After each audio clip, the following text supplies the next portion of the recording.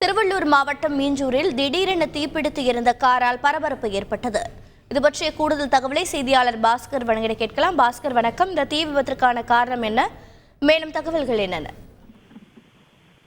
திருவண்ணாமலை மாவட்டம் ஆரணியை சேர்ந்த நித்யா என்பவர் தமது குடும்பத்துடன் காரில் திருவள்ளூர் மாவட்டம் மீஞ்சூர் தேரடி தெருவில் உள்ள தமது உறவினர் வீட்டுக்கு வந்துள்ளார். மீஞ்சூர் வந்த போது காரில் திடீரென புகை வந்ததால் காரை விட்டு அனைவரும் எரிந்துள்ளனர். அப்போது கார் திடீரென தீப்பற்றி எரிந்துள்ளது. கார் தீப்பற்றி எரிந்த கண்டு அதிர்ச்சி அடைந்து தீயணைப்பு நிலையத்துக்கு தகவல் கொடுத்துள்ளனர். கார் தீயப்பற்றிய நிலையில் உடனடியாக மின்சாரம் துண்டிக்கப்பட்டது.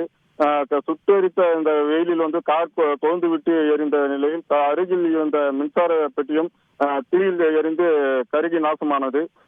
தகவல் அறிந்து சம்பவ இடத்திற்கு வந்த தீயணைப்பு வீரர்கள் தண்ணீரையும் ரசாயன நுரையீரலும் தீச்சி அடித்து தீயை அணைத்தனர்.